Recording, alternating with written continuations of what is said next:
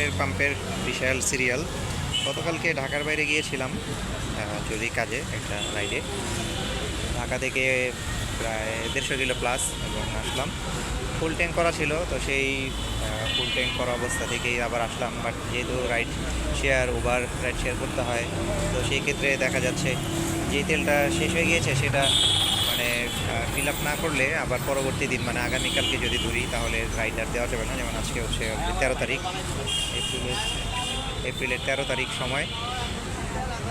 তো এখন আমি আছি Mirpur 14 marks dental college hospital, যেটা এটার এখানে এখানে অলরেডি আমার পেট্রোল পাম্প কিন্তু আরও অনেক সামনে এখান থেকে। তারপর আমরা এখানে দাঁড়িয়েছি। এর মধ্যে আমি যখন আসছিলাম সর্বশেষ ছিলাম, তবে সর্বশেষ বলতে কিছু নাই, এখানে আসতে থাকে। তো আমি আসার পর আমার পিছনে অলরেডি আরও 200-250 মনে হয় বাইক দাঁড়িয়ে গেছে এখানে অলরেডি, একটু অন্ধকারের মধ্যে যদি দেখা যাচ্ছে আর কি। পুরো ঢাকার বাংলাদেশের চিত্র এরকম। যেখানে গিয়েছিলাম তারাইল, কিশোরগঞ্জ, ওখানে যে কয়েকটা পাম্প দেখেছি সবগুলো পাম্পেই এই সেম চিত্রটাই দেখলাম। এই যে আমার ফ্যালকন দাঁড়ানো, এর মধ্যে আরও অনেকেই নতুন করে আসছিল, তারা চলে গেছে। আবার যারা কিছু আগে থেকে আসছিলেন তারাও চলে গেছে। বলছে যে এখন অবশ্য সময় হচ্ছে 8টা 15 মিনিট, আমি আসছি অনেকক্ষণ হয়ে গেছে, আধা ঘন্টা। তো যেহেতু আধা ঘন্টা ওয়েট করছি, আর সব পাম্পেই মোটামুটি অনেক দীর্ঘ সময় লাগতেছে, তো সেই ক্ষেত্রে এখন আবার মিরপুর 14-তে আসবো, যেহেতু মহাখালী থেকে আসছি। এখানে এমনি বাইকে আছে তেল অল্প। এখন এই সমস্যার সমাধান কীভাবে হবে ঠিক জানি না। তবে একটা মজার ব্যাপার লক্ষ্য করলাম, সেটা হচ্ছে আগে যখন আসলে বাইকে উবার রাইড শেয়ার, উবার পাঠাও বা এমনি রাইড শেয়ার তো বেশি দিন হয়নি করি। তবে ব্যক্তিগত অভিজ্ঞতা থেকে মূলত এর আগে যাদেরকে আসলে দেখতাম যে বাইকে একদম তেলই থাকতো না, মানে তেলের বাতি মানে আপ ডাউন করতো সবসময়। রিজার্ভের বাইরে যদি আরও কিছু থাকে তো সেটা। এখন সবার বাইকেই দেখা যায় মোটামুটি ফুল।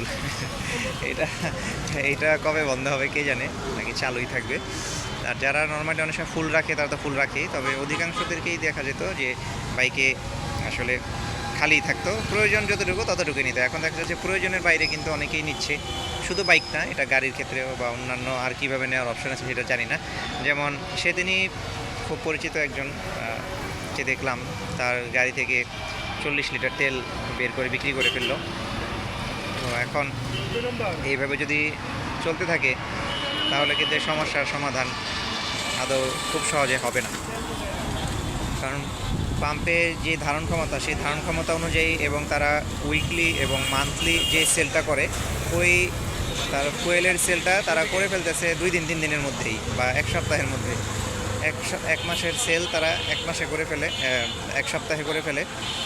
তো তেল মানুষ নিচ্ছে, যাদের প্রয়োজন নিচ্ছে, যাদের হয়তো প্রয়োজন নাই তারাও নিচ্ছে।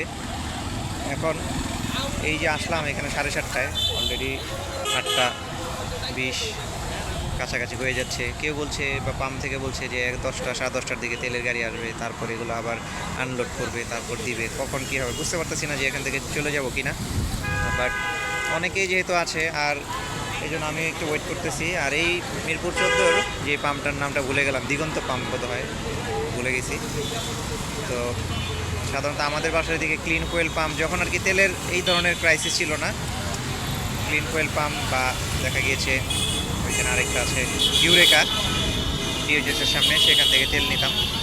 এখন যেহেতু সেগুলোতেও তেল পাওয়া যায় না, মানে সব পাম্পে যেহেতু সেম চিত্র, তো এই জন্য এটাতে আসলাম। এখানে আসার একটা কারণ হচ্ছে এখানে অনেক বাতাস, মোটামুটি দেখতে পাচ্ছেন যে গাছপালা, এবং এখানে নয়েজ দেখতে পাচ্ছেন তুলনামূলকভাবে এটা কম।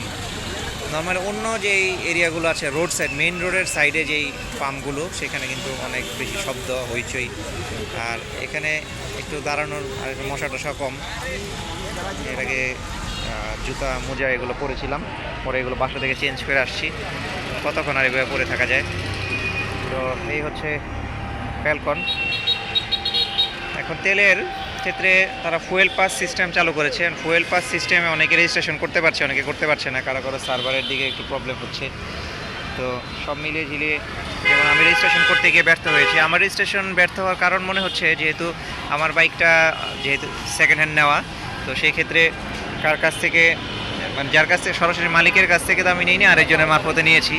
তার নাম্বারটা আমার কাছে নেই, সেই নাম্বার দিতে পারছি না। এনআইডি রেজিস্ট্রেশন করেছে বিআরটি বা বিআরটি এতে রেজিস্ট্রেশন করেছে যেই নাম্বারে, সেটা আমার কাছে নাই, যেন আমি করতে পারছি না। তবে ফুয়েল পাস করলে বোধহয় এখন বর্তমানে 7টা পাম্প, আজকে 13 তারিখের আপডেট অনুযায়ী 7টা পেট্রোল পাম্পে, যেমন ট্রাস্ট ফিলিং স্টেশন, সোনার বাংলা, তালুকদার ফিলিং স্টেশন, এই পাম্পগুলোতে কিন্তু আপনার ফুয়েল পাসের মাধ্যমে তেল নিতে পারতেছে আর কি।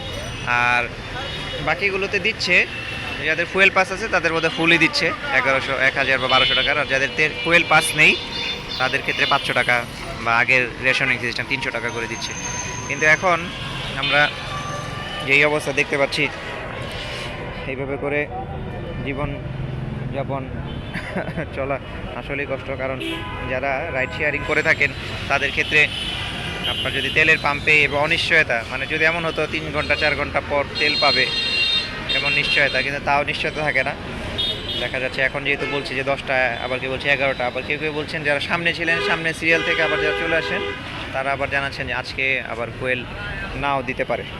তো সেই ক্ষেত্রে একটা অনিশ্চয়তা নিয়ে এখানে বসা, আর কিছুক্ষণ অপেক্ষা করি। এটার একটাই মূল কারণ আমার কাছে, যেটা হচ্ছে অলরেডি অনেক কাছে চলে আসছি পাম্পের, স্টেশন থেকে কাছে। আর আরেকটা হচ্ছে এখানে একটু শব্দ কম, এত নয়েজের মধ্যে অন্যান্য পাম্পে দাঁড়ানো যায় না। কারণ আমাদের বাসার পাম্পে যে পাম্পগুলো আছে সেখানে প্রচুর বাস স্ট্যান্ড, অনেক হইচই কোলাহল। এখানে দেখেন অনেক সুন্দর গাছপালা। মিরপুর 14 পাম্পটাতে কিন্তু পেট্রোল দেয়, ওরা অকটেন সেল করে না। তো এই পাম্পটাতে ওই জন্য অপেক্ষা করতেছি। আপনারা একটু জানাবেন আপনাদের কী অবস্থা, কীভাবে তেল নিচ্ছেন, আপনাদের কেমন কষ্ট বা ভোগান্তি হচ্ছে, কীভাবে এটার আসলে সমাধান হতে পারে আপনারা জানাতে পারেন। এবং আরেকটি বিষয়, অনেক দিন পর একটা ভিডিও আপলোড করলাম মূলত এই তেলের পাম্পে এসে। মাঝখানে বিরতি ছিলাম, দেশের বাড়ি গিয়েছিলাম, আসার পর আমার আম্মা মারা গিয়েছেন, আপনারা হয়তো অনেকেই জানেন, পরিচিতদের মধ্যে অনেকে দেখা করেছেন। মন মানসিকতা ভালো না, সেই জন্য কোনো ভিডিও করি না, আপলোড করি না, বা ভিডিওই করা হয় না, আপলোড করব কি। সামাজিক যোগাযোগ মাধ্যম এগুলো থেকেও দূরে। তো আস্তে আস্তে আশা করছি আপনাদের নিয়মিত হবো, অনেকেই দেখা করেন। আর আরেকটা শুভেচ্ছা জানাই, আমাদের অনেক ভাই, একজন আমাদের সাবস্ক্রাইবার ভাই, ওইদিন প্রোবক্স গাড়ি কিনলেন, অনেক ভিডিও দেখে চিন্তা ভাবনা করে মাশাআল্লাহ ওনার গাড়িটা বেশ ভালো হয়েছে। সেদিন দেখা হলো, ওনাকে অনেক ধন্যবাদ জানাচ্ছি। ওনার ভিডিওটা সামনে আসবে আশা করি, আমি সময় পাচ্ছি না, এর মধ্যে ঢাকার বাইরে গিয়েছিলাম নানা ব্যস্ততার মধ্যে। তো আশা করি অনেকবার ভিডিওটা আমরা সামনে নিয়ে আসবো, এটা নিয়ে আলোচনা করব, কীভাবে ওনার সাথে পরিচয়, কীভাবে উনি গাড়ি কিনে ফেললেন, সব কিছু মিলিয়ে ঝিলিয়েই। তো এখানে এটা শেষ করি, এখন এখানে আছি, জানি না আসলে কতক্ষণ থাকবো, একটু ওয়েট করি, যেহেতু 10টা বলেছে, আর 2 ঘন্টা মতো ওয়েট করলে যদি পাওয়া যায় তাহলে তো ভালোই। এখানে একটু মশাও কম, হইচই কম, সব মিলে একটু শান্তিপূর্ণ আর কি। তো ঠিক আছে, সবাই ভালো থাকেন, এবং ড্রাইভিং এক্সপার্ট ভিডিও চ্যানেলের পক্ষ থেকে সবাইকে জানাচ্ছি ধন্যবাদ এবং শুভেচ্ছা। আসসালামু আলাইকুম।